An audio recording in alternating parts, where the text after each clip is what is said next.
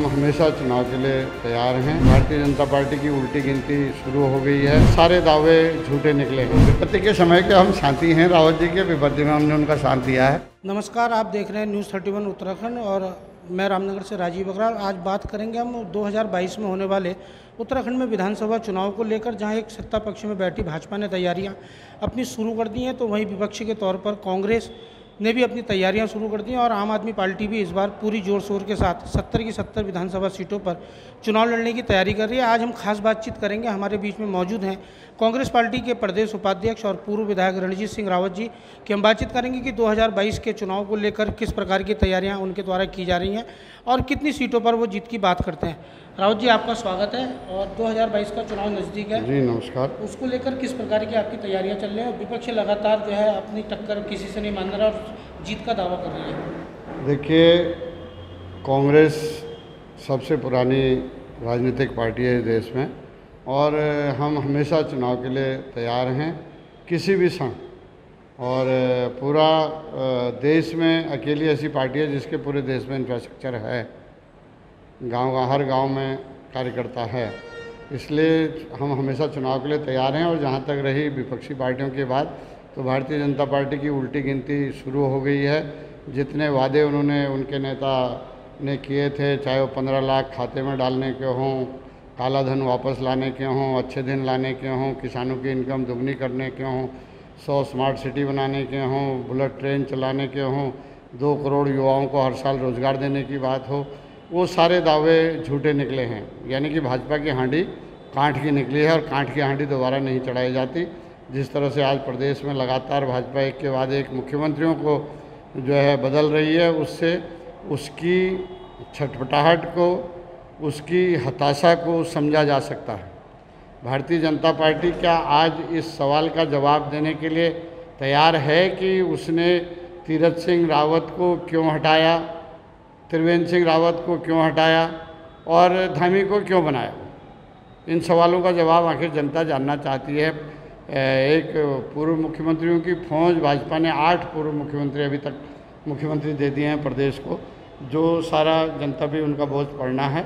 तो भारतीय जनता पार्टी जिस तरह से अपने निर्णय ले रही है, मुख्यमंत्रियों को बदल रही है, कमांडरों को बदल रही है, उससे उसकी हताशा को, उसकी छटपटाहट को और उसकी निराशा को और उसके अंदर घर कर गए चुनाव को हारने के डर को समझा जा सकता है।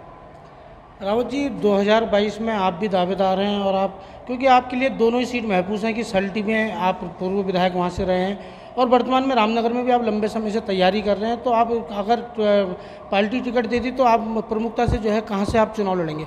देखिए, ये तो कई बार पार्टी तो अभी उपचुनाव में भी सल्ट से मुझे टिकट दे रही थी, अंतिम क्षणों तक भी मैंने मना कर दिया था, मैं चुनाव रामनगर ही लड़ूंगा।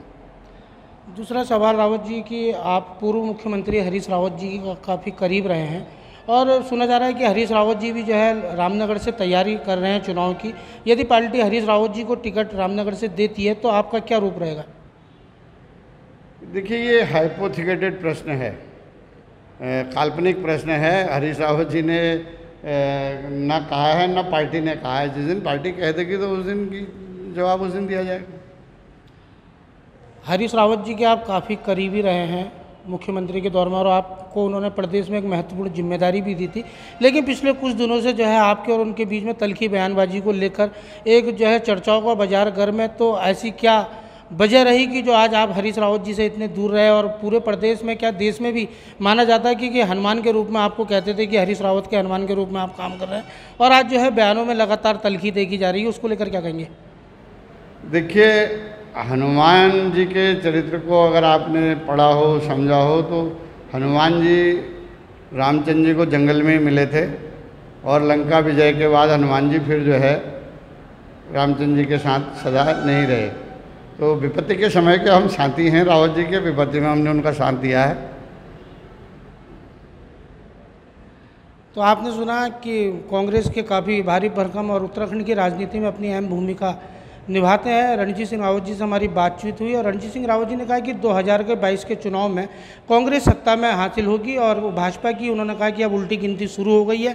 भाजपा के पास जनता को जवाब देने के लिए कुछ भी नहीं कि 3 मुख्यमंत्री उन्होंने बदले हैं और जो वर्तमान में धामी को मुख्यमंत्री बनाया है तो क्यों बनाया है इसका भी जवाब नहीं है। वहीं रामनगर से उन्होंने जो है कहा है कि यदि 2022 में अगर चुनाव होते हैं और होंगे भी तो वो रामनगर से जो है अपनी दावेदारी करेंगे। और वहीं पूर्व मुख्यमंत्री हरीश रावत के करीबी कहे जाने वाले रंजीत रावत जी का कहना है कि यदि हरीश रावत जी रामनगर से चुनाव लड़ते हैं तो जब वक्त आएगा तब उस समय जवाब दिया जाएगा। फिलहाल 2022 के चुनाव में उन्होंने कहा है कि जनता का मोहभंग भाजपा से हो चुका है और कांग्रेस के पक्ष में जनता खुलकर मतदान करके 2022 में कांग्रेस को एक बार उत्तराखंड की सत्ता सौंपेगी।